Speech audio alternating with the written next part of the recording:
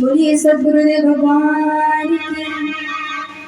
देखिए ये जो श्लोक है श्रीमद् भागवत के, और ये जो कुछ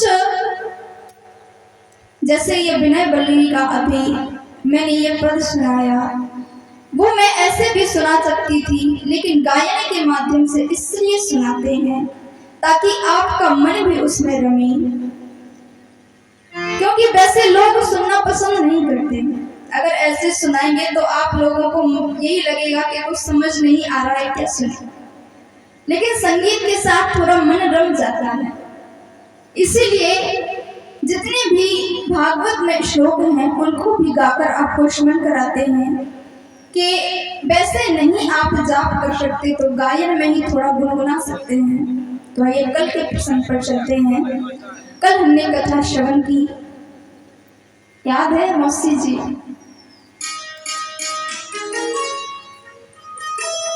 नहीं याद? मौसी जी आई थी कल के? नहीं आई थी? आ चुकी थी तो याद है या नहीं? बता दीजिए, जिसको याद है वो बता दीजिए। ये होमवर्क है आपके लिए, घर से करके आया करिए। रोटी पानी तो चलता रहता है, लेकिन ये प्रभु के नाम का होमवर्क है। दुनियादारी के लिए करो, लेकिन कुछ प्रभु के लिए करो।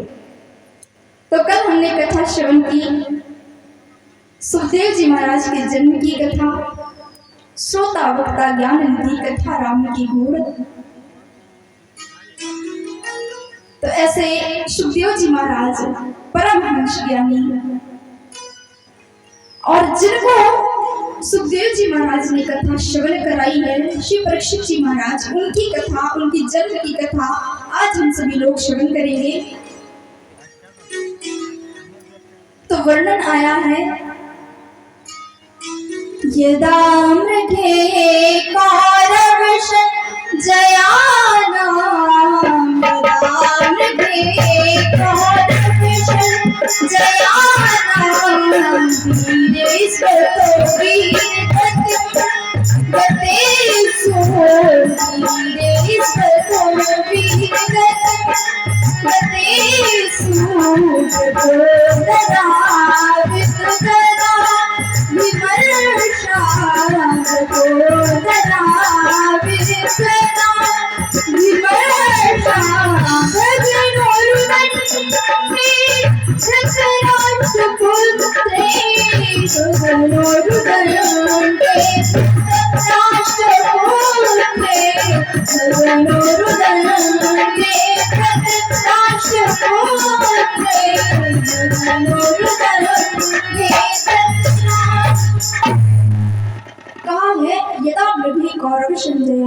एक बार की बात है कि कौरवों और पांडवों में घोर युद्ध छिड़ा।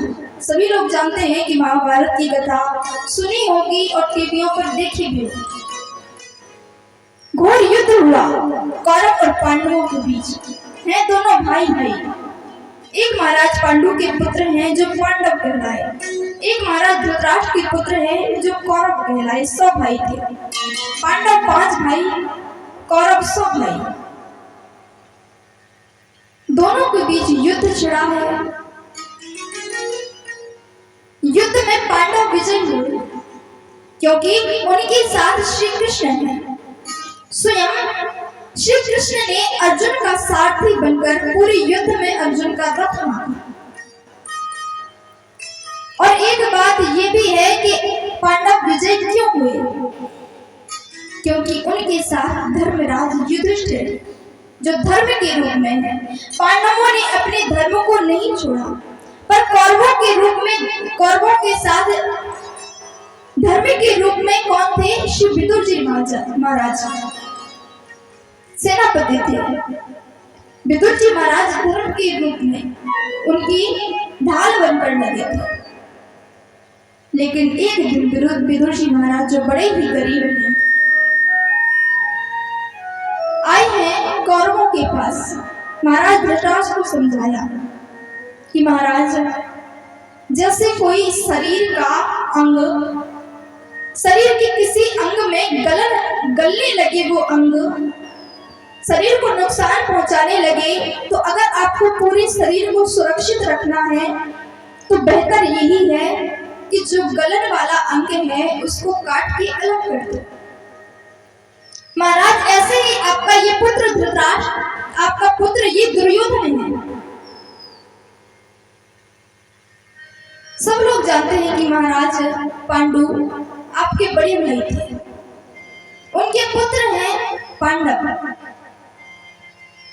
जो धर्म की राह पर चलते हैं, अपने दायित्व को समझते हैं। वो युद्ध नहीं करना चाहते हैं, लेकिन ये दुर्योधन युद्ध चाहता है।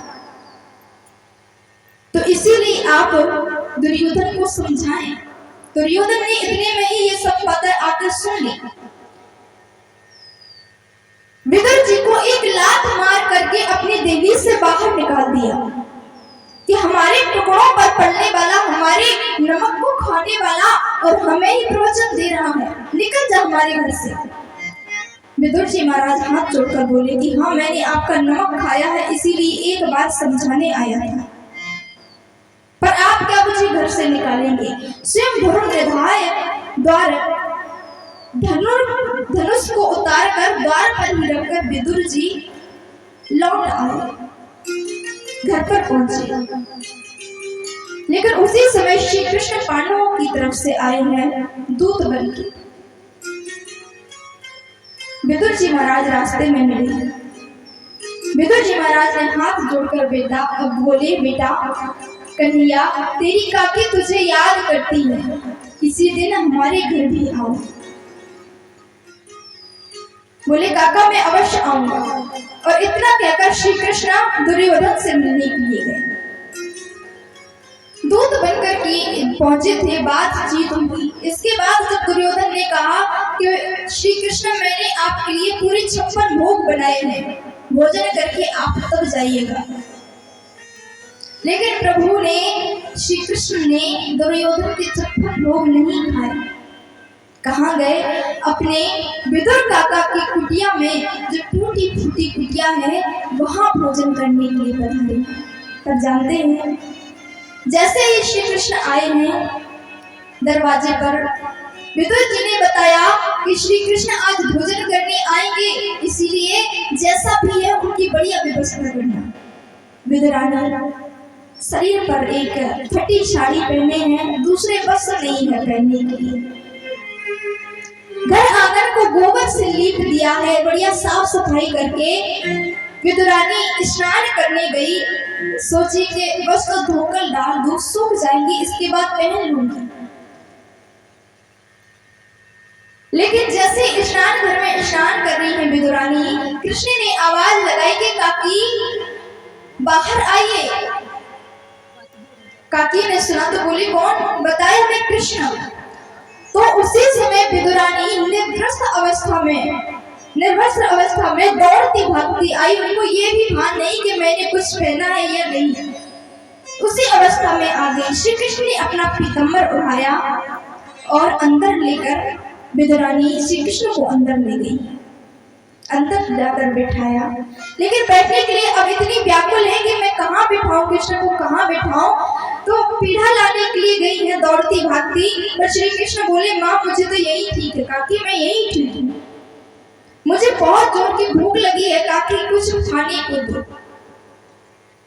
विदुरानी बोली कि कन्हैया थोड़ा शांत रहो, थोड़ी देर विश्राम करो, तुम्हारे काका तुम्हारे लिए माखन मिश्री लेने के लिए गए हैं, अभी आते होंगे। बोले नहीं वो काकी, मुझे बहुत जोरों की भूख लगी है, जो कुछ हो सो लाकर दे दो। आज देखिए कि हमारे कृष्ण की उदारता, बिहारी जी की उदारता कि 56 भोग को ठुकराकर, क्योंकि प्रभु तो भाव के भूखे हैं, कोई 56 भोग के भूखे नहीं है। आप उन्हें भाव से सूखा रूखा भी खिलाओगे तो वो भी खा लेंगे। विदुरानी जी अंदर गई और रसोई में देखा कुछ नहीं मिला, कुछ केले रखे थे वही उठाकर ले आई और अपने कृष्ण को छील छील कर केला, जो केले की गिरी होती है अंदर का, वो निकाल के फेंक रही है और छिलके खिला रही है। कृष्ण बड़े भाव से खा रहे हैं, वो छिलका खिला रही है और गिरी को फेंक रही, ये भी याद नहीं कि मैं क्या खिला रही हूँ, बस कृष्ण के भाव में इतना डूबी है। आंखों से आंसू बहते जा रहे हैं कि आज मेरा कृष्ण मेरे घर भोजन करने आया है, मैं क्या खिला दूं, कहां से लाऊं। पर भाव का भूखा हूं मैं, भाव ही एक सार है, भाव से मुझको भजो तो मुझसे बेड़ा पार है। ऐसे प्रभु है कि विदुरानी के भाव को देखकर वो भी इतने मोहित हो गए, इतना भाव में डूब गए तो उन्हें भी याद नहीं रहा। विदुर जी आए कि अरे कन्हैया तुम ये क्या कर रहे हो, तुम कितनी पगली हो कि देखो केला फेंक रही हो, छिलका खिला रही हो। श्री कृष्ण ने विदुर जी को रोका कि काका आप शांत बैठ जाइए, जिस भाव से मुझे मेरी माँ खिला रही है मुझे खाने दीजिए। तो ऐसे ही हम भी सोचे कि हमारे इतने भाग तो नहीं है, काश हमारे दिल भी प्रभु आए तो हम भी ऐसे भाव से खिलाए। विदुर घर पावना आज हरियाली, विदुर घर पावना आज हरियाली, विदुर घर पावना आज हरियाली।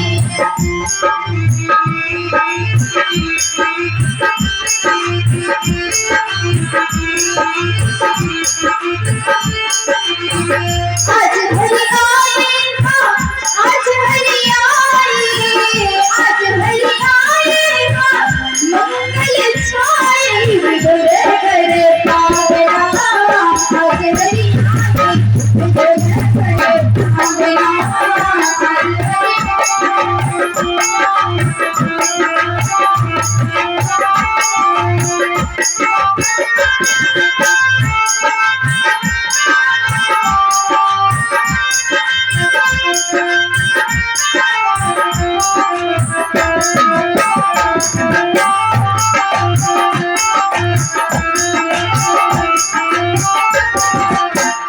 आज विदुरानी के घर आए प्रभु तो उनने तो केले को फेंका और छिलकों को खिलाया। बताइए आपके घर आए तो आप क्या खिलाओगे?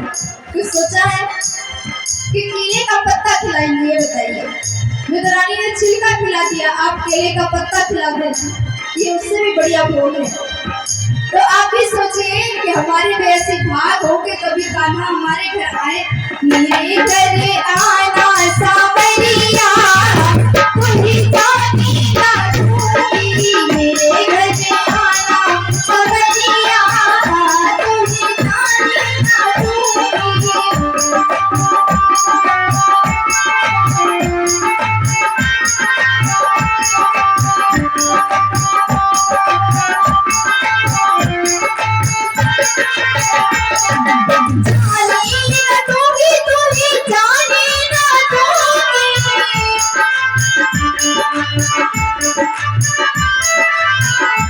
जाने नहीं देंगी तो क्या करेंगे, क्योंकि जो आया है सो जाएगा, अपना जाने नहीं देना है तो क्या काम कर सकती है। कर लूंगी अरे कर लूंगी बंदे की बलिया, जाने ना दूंगी, मेरे घर आना सावरिया जाने ना दूंगी।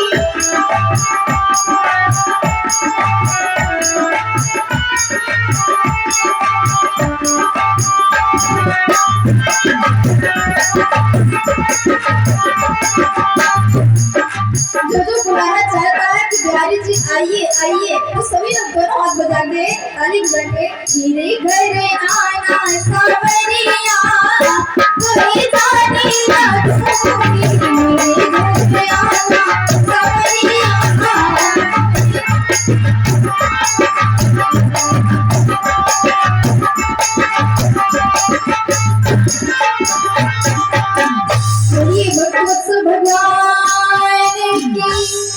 तो ऐसे प्रभु हैं, न जाने कौन से गुण बड़ दया निधि से जाते हैं। विदुरानी ने छिलके खिलाए, वो भी प्रभु ने बड़े भाव से खाए। पर प्रसंग पर आते हैं कि जब दुर्योधन ने किसी की नहीं सुनी, युद्ध छिड़ गया। महाभारत का युद्ध, एक तरफ पांडव खड़े हैं जिनके साथ केवल श्री कृष्ण है, ना कोई सेना है ना कुछ है, और इधर कौरव हैं, पूरे 100 भाई हैं, द्रोणाचार्य हैं, भीष्म पितामह हैं, कई ऐसे बड़े बड़े योद्धा हैं। साक्षात पांडवों के साथ उनके गुरु खड़े हैं, गुरु द्रोणाचार्य, जिन्होंने उनसे युद्ध विद्या सीखी है। पिता के समान भीष्म पितामह खड़े हैं। पांडवों का इतना मन भी नहीं है, मन क्या वो सोच भी नहीं सकते कि हम अपने गुरु और पिता के समान हैं, पितामह के ऊपर कभी तीर और बाण छोड़ेंगे। पर समय ऐसा ही है। श्री कृष्ण ने समझाया कि युद्ध भूमि में ना कोई पिता होता है ना भाई होता है, केवल लक्ष्य पर ध्यान दो। युद्ध हुआ, लाखों करोड़ों की सेना है, पर यहाँ केवल 5 पांडव हैं। पूरे 18 दिन युद्ध हुआ है, पूरे 18 दिन महाभारत का युद्ध 18 दिन चला। इसके बाद पांडवों ने युद्ध पर विजय प्राप्त की, दुर्योधन को धराशाही किया, लेकिन फिर भी दुर्योधन जीवित है। 100 में से 99 भाई मर गए, केवल एक दुर्योधन बचा। पांडव गए हैं, जश्न मना रहे हैं। अपनी जीत का जश्न मनाने के लिए श्री कृष्ण पांडवों को ले गए हैं कि चलो कहीं घूम कर आते हैं बाहर। और इधर दुर्योधन युद्ध भूमि पर बहुत ही बुरी हालत में पड़ा है। जो द्रोणाचार्य है उनका पुत्र है अश्वत्थामा। दुर्योधन से मिलने के लिए आया, बोला महाराज मैंने आपसे कहा था कि मुझे सेनापति बना दीजिए, अगर मैं आज सेनापति होता तो युद्ध में कोई पांडव नहीं आप जीतते। दुर्योधन बोला कि अश्वत्थामा मुझे दुख इस बात का नहीं है कि मैं आज मरने की अवस्था में हूँ, मुझे दुख केवल इस बात का है कि मैं 100 भाई था, मेरे 100 भाई थे, 100 में से आज एक भी जीवित नहीं है, और पांडव 5 भाई थे, 5 में से एक भी मरा नहीं है। अगर एक भी मर जाए तो मरते मरते मेरे कलेजे में थोड़ी ठंडक आए। अश्वत्थामा बोला अरे आप 5 की बात करते हो, मैंने तो तभी बोला था कि मुझे सेनापति बना दीजिए, 5 आज मरे हुए होते। लेकिन आप चिंता मत करिए, अभी भी कुछ नहीं बीता है, आज की रात बाकी है, मैं जाऊंगा और 5 का सर काट के लाऊंगा। अश्वत्थामा आया, रात्रि हो चुकी है।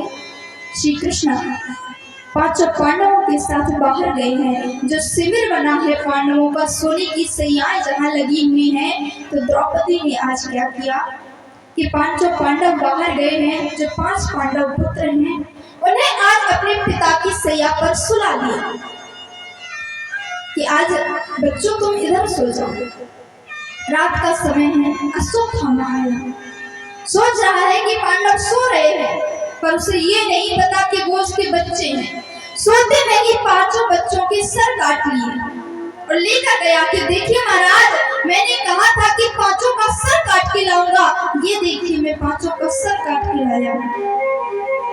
दुर्योधन की नजर पड़ी तो उसी समय जितना दुख उसको पहले नहीं था, उससे ज्यादा दुख आज हुआ कि हे दुर्बुद्धि तूने ये क्या कर दिया। अरे मैंने पांडवों के लिए कहा था, ये तो मेरे ही पुत्र हैं। पहले तो ये दुख था कि मेरे भाई नहीं बचे, आज ये दुख है कि मेरे कुल में कोई मुझे पानी देने वाला नहीं बचा। अरे दुर्बुद्धि तूने ये क्या किया। अश्वत्थामा अब डरने लगा कि पांडव जिंदा हैं। जिस समय पांडवों को पता चलेगा वो जीवित नहीं छोड़ेंगे, कहाँ जाऊं कहाँ भागूं, भयभीत होकर छिप गया। इधर सुबह हुई, सवेरे द्रौपदी अपने बच्चों को जगाने के लिए आई, पर जानते हैं कि जब एक माँ अपने बच्चों को इस अवस्था में साथ साथ 5 बच्चे लेटे हुए हैं जिनकी सर ही नहीं है। जो माँ देखेगी उसके कलेजे पर क्या बीतेगी, क्योंकि माँ तो ममता की मूर्ति होती है। जिसने अपने बच्चों को बचपन से खून पिला के बड़ा किया हो, सुख दुख कुछ नहीं देखा, आज उसके सामने उसके बच्चे इस अवस्था में हैं तो उस माँ का क्या होगा।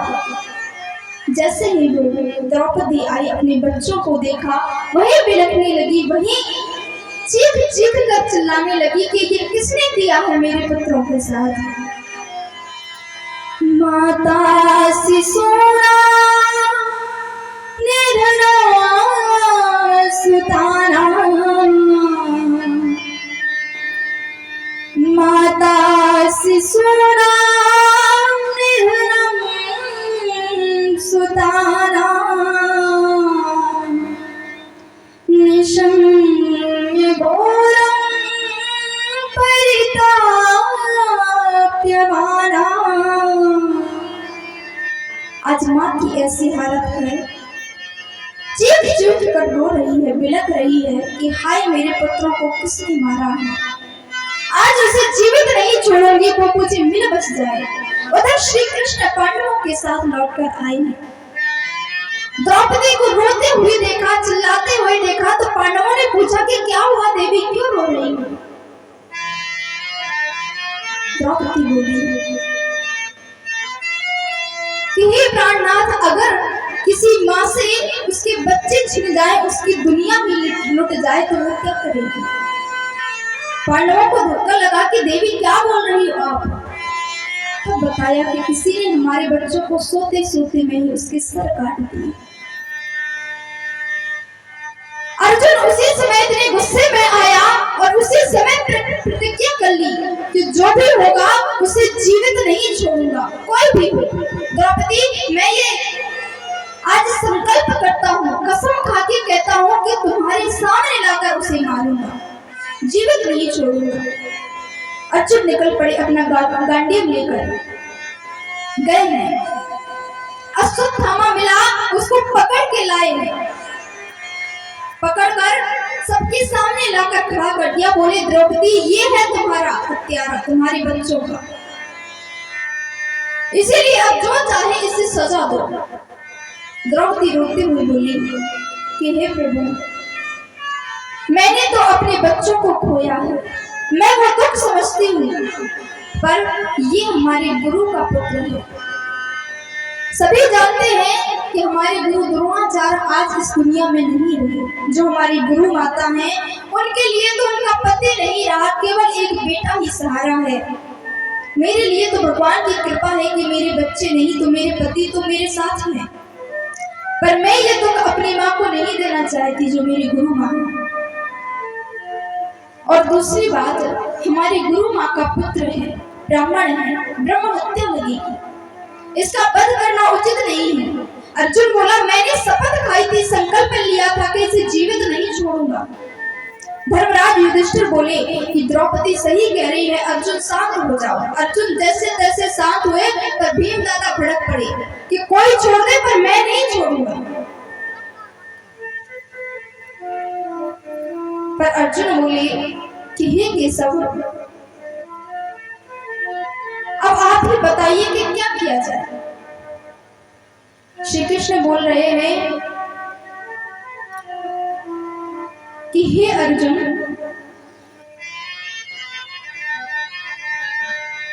ब्रह्म बंधुर न हंतव्य, पर आतताई बधारणा। वेदों में, शास्त्रों में लिखा है कि ब्राह्मण के ऊपर, ब्राह्मण को मारोगे तो ब्रह्म हत्या लगेगी, पर ब्रह्म बंधुर न हंतव्य। और दूसरी बात भी बोल रहे हैं कि आतताई बधारणा। आतताई कोई भी हो, चाहे वो ब्राह्मण हो या देवता हो या कोई हो, आतताई बधारणा, उसका वध करो। और श्री कृष्ण सोच में पड़ गए कि आप जैसे टेढ़े मेढ़े हो वैसे टेढ़ी मेढ़ी बात करोगे, आपसे क्या अपेक्षा रखना। हर जगह से टेढ़े हैं, वैसे टेढ़ी टेढ़ी घुमा के बात कर रहे हैं। और सच बात भी है कि रामचरित्र परम पवित्र, कृष्ण चरित्र महाविचित्र। राम जी तो हमारे सीधे साधे बेचारे, बचपन से ही बड़ी मर्यादा में रहे। नाम भी कितना सीधा है, क्या नाम से ले लो राम। कृष्ण, जो कृष्ण बोले उसकी जीव ही चक्कर खा जाए बीच में। हर किसी के बस की बात नहीं है, इसलिए किसन किसन करते कई लोग। पर जिनका नाम ही ऐसा हो, जिनकी चितवन ही टेढ़ी हो, जिसके बाल ही घुंघराले हों, बंसी पकड़ के खड़े होते हैं तो 3 जगह से टेढ़े हो जाते हैं। कमर इधर निकल आती है, पैर कहीं जाते हैं, हाथ कहीं जाते हैं। जब बंसी बजाते हैं तो अलग ही उनका स्वरूप होता है। तो बोले कि हे माधव, आप जैसे टेढ़े हैं वैसे टेढ़ी बात कर रहे हैं, पर मुझे कुछ समझ नहीं आया, आप ही बताइए। श्री कृष्ण बोले कि हे अर्जुन, जो ब्राह्मण है तो किसी शास्त्र में ये नहीं लिखा है कि अगर किसी को आप मारना चाहते हो तो उसे मार के ही दंड दिया जाए। हाँ, ये सच है कि ब्राह्मण को मारोगे तो ब्रह्म हत्या लगेगी, पाप की भागीदार बनोगे। और ये बात भी सत्य है कि जो आतताई है, जिसने दुष्कर्म किया है, उसे जीवित भी मत छोड़ो। इसीलिए यहाँ हे अर्जुन, अगर तुम अश्वत्थामा को मारना ही चाहते हो तो सबसे बड़ी बात, उसको इतना अपमानित करो कि उसका अस्तित्व ही न रहे। जिसका अस्तित्व ही मिट गया तो वो मरने के समान ही है। उसी समय पांडवों ने अश्वत्थामा की मणि छीन ली, काला मुंह करके, बाल मंडवा के, लात मार के घर से निकाल दी। उधर अश्वत्थामा बड़ी ग्लानि में, बड़ा मन में भाव हो रहा है कि तुमने मुझे इतना अपमानित किया है, लेकिन तुमने जिंदा छोड़ के भी मुझे बहुत बड़ी गलती की है। आज के बाद में पांडव वंश में कोई जीवित भी नहीं रहने दूंगा। उसी समय अश्वत्थामा ने ब्रह्मास्त्र को आदेश दिया और ब्रह्मास्त्र छोड़ दिया। कहा? जो उत्तरा के गर्भ में एक बालक पल रहा है, उसको गर्भ में ही मारने के लिए ब्रह्मास्त्र छोड़ दिया। पर जब महाभारत का युद्ध संपन्न हुआ, श्री कृष्ण ने सोचा कि अब सब ठीक है कुंती बुआ, अब मैं अपने घर जा रहा हूँ। सबसे विदाई लेकर प्रभु रथारूढ़ होने लगे, रथ पर चढ़ने लगे। पर वहीं से एक देवी चिल्लाती हुई आ रही है, पाहि पाहि महायोगी देव देव जगतपति, पाहि पाहि महायोगी देव देव जगतपति। हे कृष्ण, पाहि मां, मेरी रक्षा करो कृष्ण। हे कृष्ण, मेरी रक्षा करो। बिलखती हुई उत्तरा चली आ रही है। श्री कृष्ण ने देखा, अरे पुत्री, तुम क्यों रो रही हो? तुम्हें कौन सा दुख है? वो रोती हुई उत्तरा बोली कि प्रभु, आप सबके दुख को दूर करने वाले हो तो मेरे दुख को भी समझते हो। मुझे अपनी चिंता नहीं है, मैं आज अपने प्राण दे सकती हूँ, लेकिन चिंता तो बस इस बात की है कि मेरे गर्भ में जो बालक पल रहा है उसकी आप रक्षा कर लीजिए। भले ही मैं मर जाऊं, पर उसकी रक्षा कर लीजिए।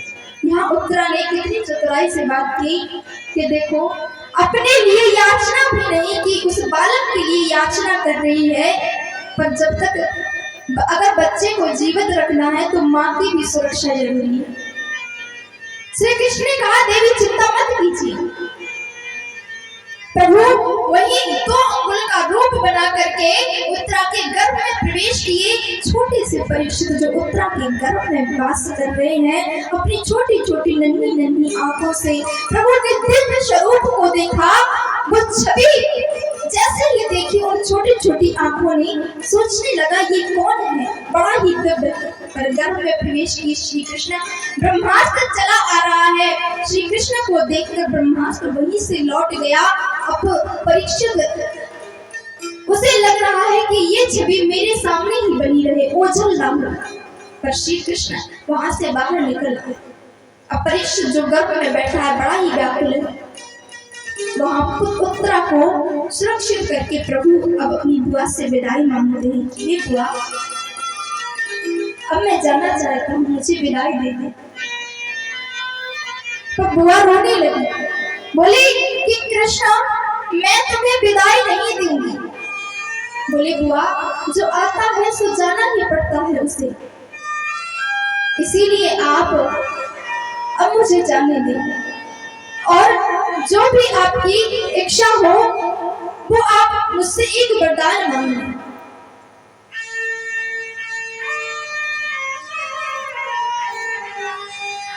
तो वरदान के रूप में जानते हैं कुंती मैया ने क्या मांगा?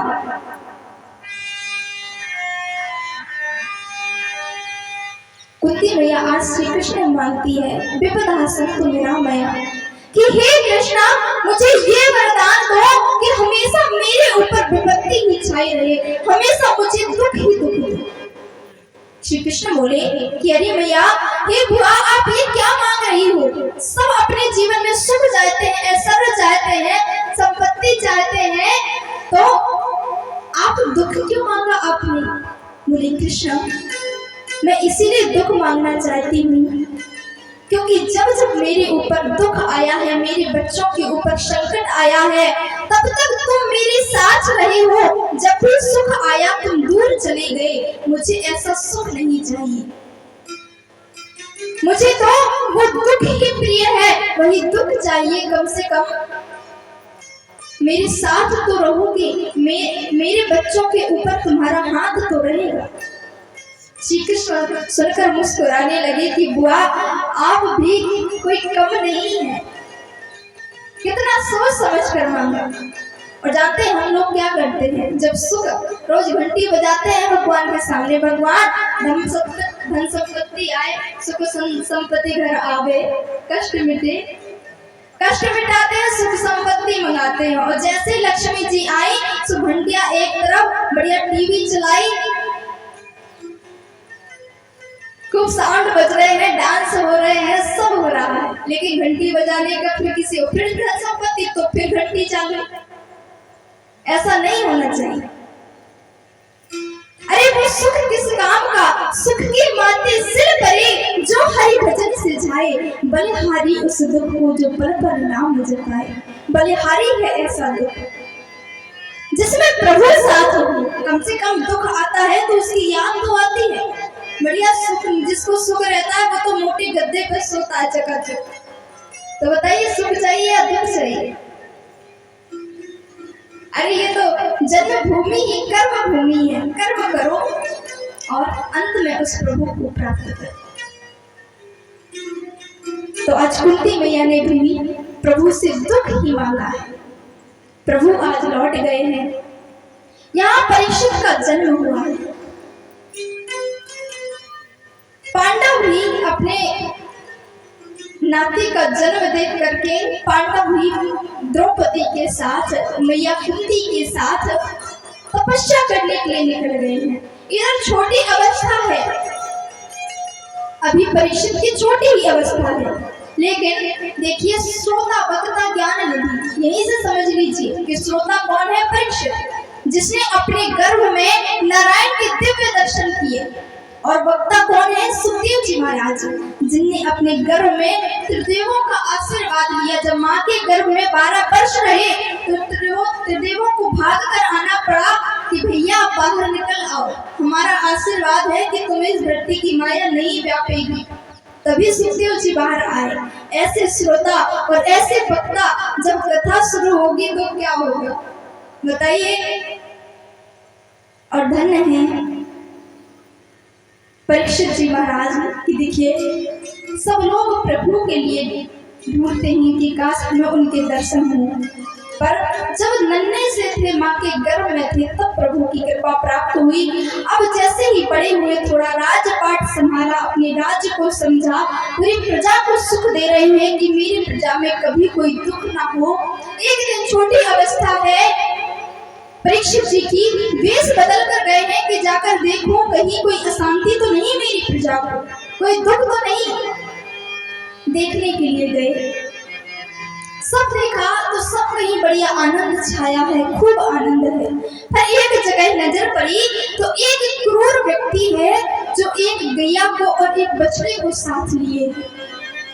बछड़े का एक पैर टूटा है, एक गैया साथ लिए हुए और एक डंडे से उन पर बार बार प्रहार करता जाता है, उनको मार रहा है।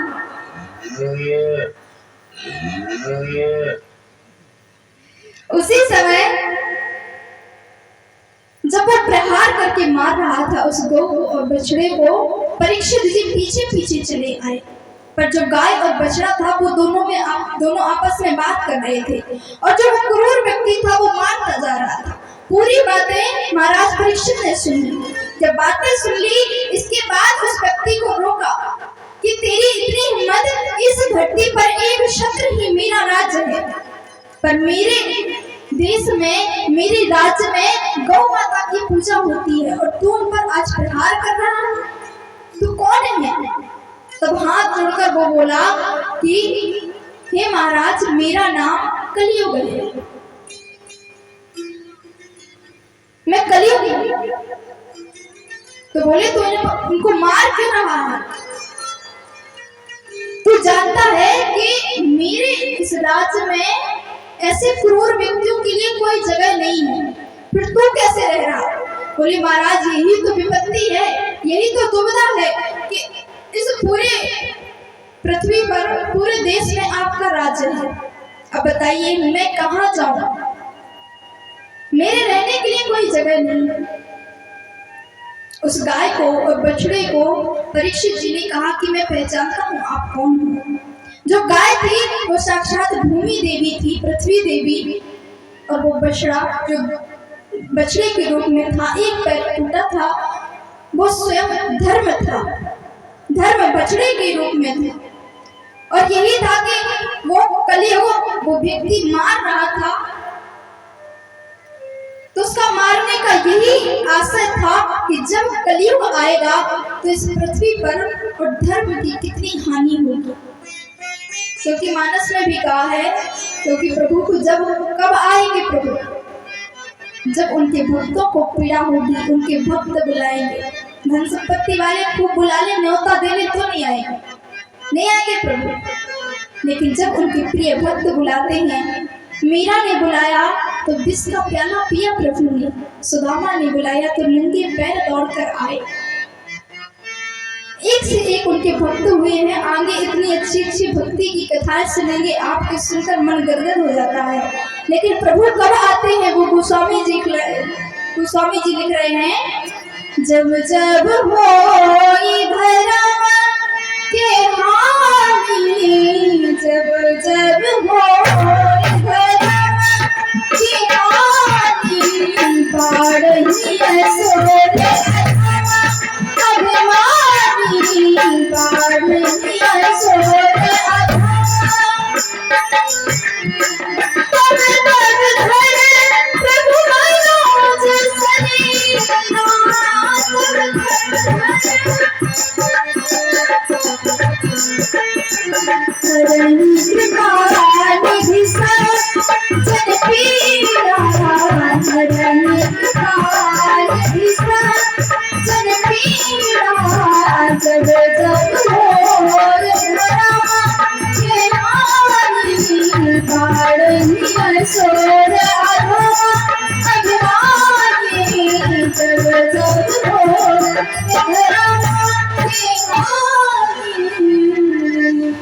गोस्वामी जी ने लिखा है कि जब जब हो धर्म की हानि, अर्थात जब जब धर्म की हानि होगी, धर्म का ह्रास होगा और सो केवल भक्तन हित लागी, प्रणत कृपाल प्रणत अनुरागी, जब जब उनके भक्तों पर संकट आएगा, तब तब धर्म प्रभु मनुज शरीरा, हरे कृपा निधि सज्जन वीरा, तब प्रभु अवतार लेकर आएंगे अपने भक्तों के लिए। तब प्रभु आते हैं। तो इसीलिए सुख में प्रभु को ना भूलें। दुख में तो कोई भूल ही नहीं सकता, बातें नहीं है। सुख में लेकर सब मालपुआ छानते हैं, भगवान कोने में बैठे रहते हैं। लेकिन घर में रोका सूखा जो बने पहले प्रभु को भोग लगाए, फिर परिवार वालों को वही प्रसाद। जरूरी नहीं है कि मेवा मिश्री चढ़ाए। जो आपके घर में खाना बन रहा है, भोजन बन रहा है, पहली थाली प्रभु को जमाए। जो आपके घर में आए, जो भोजन के लिए भूखा है, उसे भोजन कराए। इससे बड़ा और कुछ नहीं है। तो सुख के माथे सिर पड़े जो हरि भजन से जाए, बलहारी उस दुख को जो पल पल राम जपाए। ऐसे आज दुख को मां कुंती ने मांगा है, लेकिन युद्ध समाप्त हो गया। 18 दिन युद्ध चला, लेकिन इसके बाद एक बार श्री कृष्ण पांडवों के साथ युद्ध भूमि में आए। क्यों? क्योंकि सभी लोग जानते हैं पितामह भीष्म थे, उन्हें इच्छा मृत्यु का वरदान था। अर्जुन ने नीचे से ऊपर तक पूरे बाणों से छेदा था पितामह को। बाणों की सैया पर पितामह भीष्म लेटे हैं। क्यों? क्योंकि मन में ये आस है कि जब तक मैं प्रभु के दिव्य स्वरूप का दर्शन नहीं करूंगा, तब तक इस देह को से प्राण को नहीं त्यागूंगा। इसीलिए पितामह भीष्म उस बाणों की सैया पर लेटे हैं। समझ रहे हैं? बाणों के पूरे शरीर में बाण छिदे हुए हैं और उस बाणों की नोक जो है वो जमीन पर है, ऊपर लगी है, उस बाणों पर लेटे हैं। कई दिन ऐसे निकल गए। श्री कृष्ण आए हैं। श्री कृष्ण जैसे ही सामने आए, मुस्कुराने लगे। लखी जिनलाल की मुस्कान, ऐसी प्यारी मुस्कान देखकर सारा दुख भूल गए पितामह भीष्म की प्रभु आप अब आए हैं। मैं भी लेकिन जिद पकड़ के बैठा था, जब तक आप नहीं आएंगे मैं प्राणों को नहीं त्यागूंगा। पितामह भीष्म को दिव्य उपदेश दिया श्री कृष्ण ने। बोले, हे पितामह, आप क्या चाहते हैं? बोले श्री कृष्ण, आप बहुत अच्छे से जानते हैं कि जब कोई बाप के ऊपर उसकी पुत्री के का भार रहता है तो वो अच्छे से नहीं प्राण त्याग सकता। मेरे ऊपर भी मेरी जो पुत्री है उसका भार मेरे सर पर है। बोले, आपकी पुत्री? आपका तो विवाह ही नहीं हुआ, फिर पुत्री कहां से आई? बोले, ये मेरी जो मति है ना, वो आप में रमी हुई है। और मेरी इस जो मति है वो मेरी पुत्री है। जब तक इसको सुयोग वर ना मिले तो मैं कैसे जा सकता हूँ?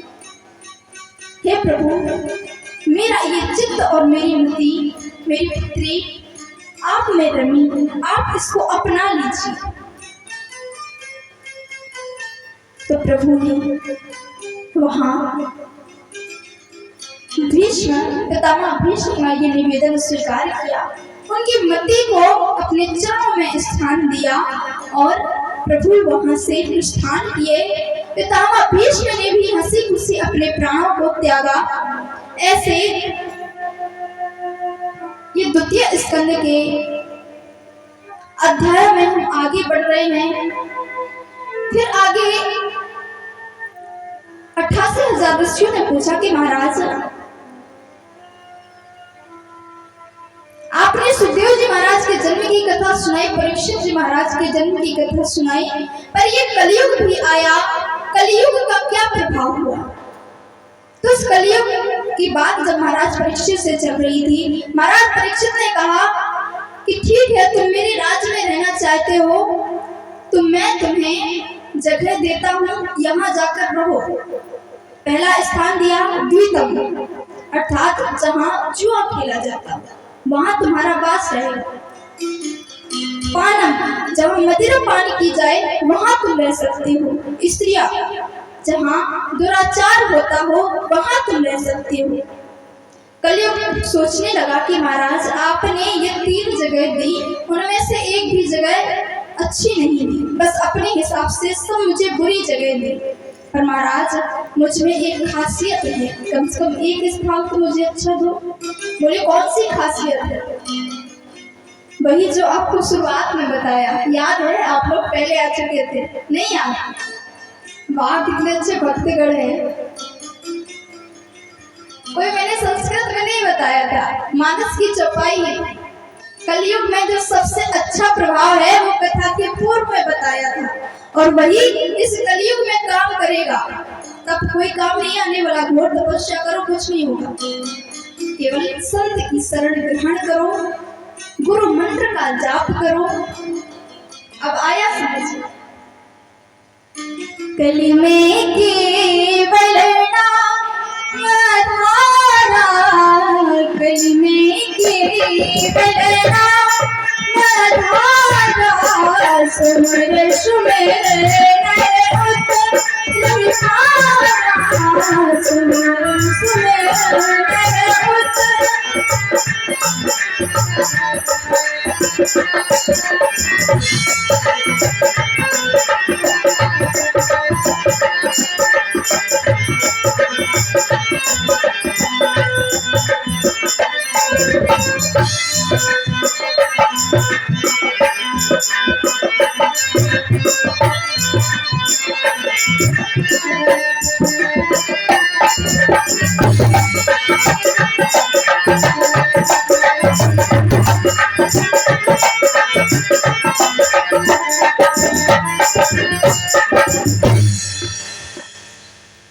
बताया है कि कलयुग में केवल नाम का प्रभाव है। कलयुग ने भी कहा कि महाराज आप सब युग में जाकर देख लीजिए, त्रेता द्वापर सतयुग में घोर तपस्या करेंगे तब प्रभु प्राप्त होगी। जब तक यज्ञ करेंगे तब प्रभु प्राप्त होगी, उनकी कृपा प्राप्त होगी। पर मेरे कलयुग में एक बड़ा अच्छा ये साधन है कि केवल हरि नाम से, उनके नाम स्मरण से उनकी कृपा को प्राप्त किया जा सकता है। कलयुग में दूसरा कोई साधन नहीं है। लाख कोशिश करो, पर जब तक प्रभु के लिए मन में भक्ति भाव ना हो, प्रभु नहीं रिझेंगे। जिस दिन भक्ति भाव आ जाएगा उस दिन प्रभु दौड़े चले आएंगे। तो कहा कि ठीक है, तुम्हें एक गुण अच्छा है तो तुम मांग लो, जो तुम्हें स्थान चाहिए हो मैं दूंगा। चौथा स्थान मांगा है कलयुग ने कि महाराज मुझे सोने में स्थान दो। सोने में नहीं कि रात वाला सोना जो गले में पहने रहती ना, मोटे मोटे, देखो वो दिख रहे हैं, मोटी मोटी चूड़ी। इसमें कलयुग का बास है, उतार के फेंक दो। महाराज जी आए, हमने दान कर दो, पुण्य मिलेगा। चौथा स्थान मांगा है सोने में। उसी समय महाराज परीक्षित ने कहा कि देखो कलयुग, तुम्हारे अंदर ये एक गुण बहुत अच्छा है जो मुझे बहुत पसंद आया, इसीलिए जाओ मैं तुम्हें सोने में स्थान देता हूँ। उसी समय कलयुग जो महाराज ने अपने सिर पर मुकुट धारण किया हुआ था सोने का, उसी में जाकर बैठ गया। धीरे धीरे जो इतने धर्मात्मा थे महाराज, इतने सरल थे, इतने सुशील थे, उनकी बुद्धि ऐसे घुमाने लगा कि एक दिन आखेट करने के लिए महाराज जंगल में गए हैं, रास्ता भूल गए, मार्ग भूल गए, जगह जगह भटकने लगे, प्यास से व्याकुल हो गए। ढूंढा तो एक आश्रम दिखाई दिया। उस आश्रम में समीक मुनि रहते थे जो तपस्या पर बैठे हैं। तपस्या पर बैठे हैं, उनके पुत्र हैं सिंगी ऋषि। वही सिंगी ऋषि हैं जिन्होंने अयोध्या में जाकर यज्ञ किया था और यज्ञ से दिव्य खीर प्राप्त हुई थी और 4 पुत्र महाराज दशरथ के घर लल्ला हुए थे। अभी वो जन्म की कथाएं आप कल सुनेंगे। वही सिंगी ऋषि छोटे हैं, वो अपने मित्रों के साथ कौशिकी नदी में स्नान करने के लिए, जल क्रीड़ा करने के लिए गए हैं। इधर समीक मुनि बैठे हुए हैं, योग में तपस्या में आंखें बंद किए हैं। इतने धर्मात्मा महाराज हैं, उनकी बुद्धि ऐसी कलयुग ने घुमाई कि वो आए और महाराज वहीं पर घोड़े पर सवार हैं और बोले, ए ढोंगी मुनि, क्या ये ढोंग करके बैठा है? देख महाराज को प्यास लगी है, जल्दी से पानी लेकर आ। पर वो योग में लीन थे, नहीं सुना। उतर के घोड़े पर गए हैं महाराज। घोड़े से उतरे, कई बार आवाज लगी पर ऋषि नहीं उठे। तब पास में पड़ा हुआ देखा कि एक मरा हुआ सर्प पड़ा है। अपने एक बाण को निकाला, बाण से उस सर्प को उठाया और समीक मुनि के गले में डाल दिया।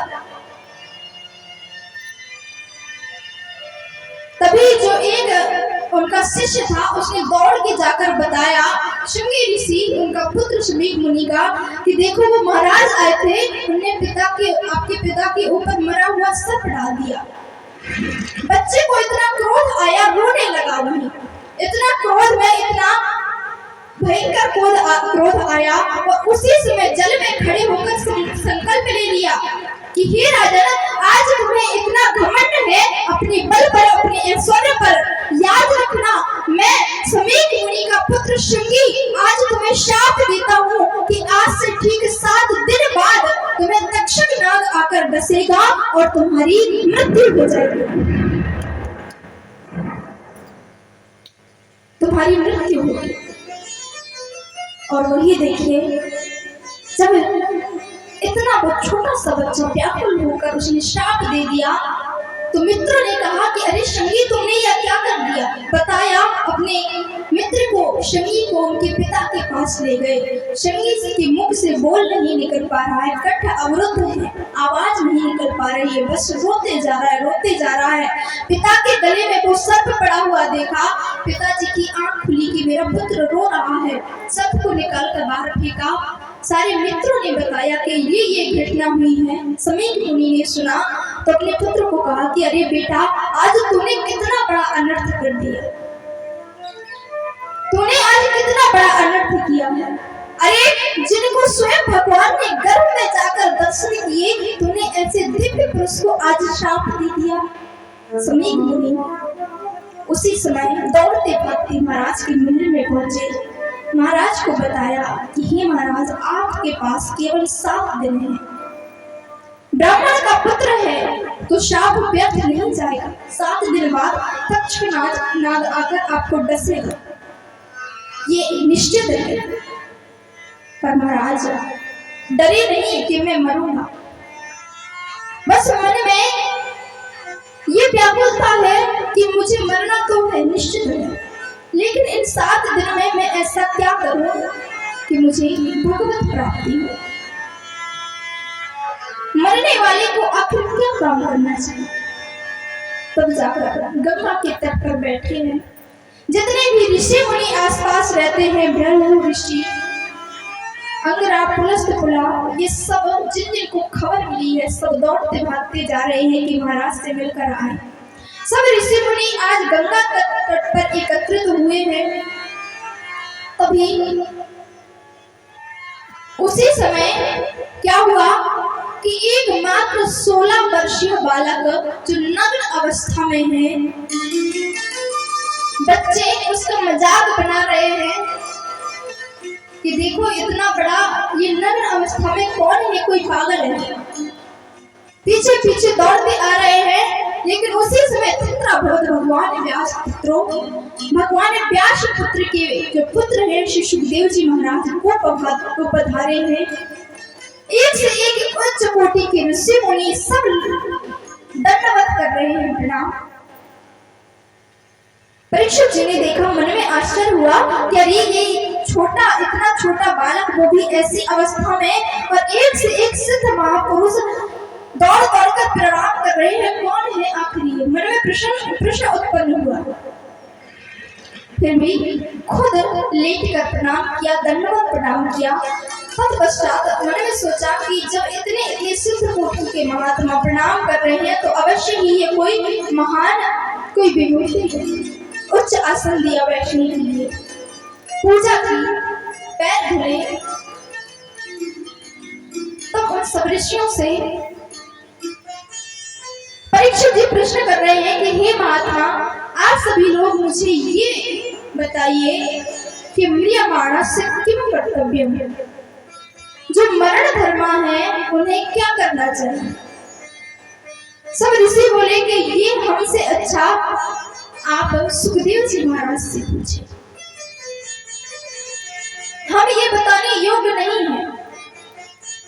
उनकी विधि विधान से पूजा की, तब यहाँ वहां की बात ना करके सुखदेव जी महाराज ने क्या पूछा कि म्रियमाणस्य किम कर्तव्य, आखिर जो मरण धर्मा है, जो मरने वाला है, उसे क्या करना चाहिए?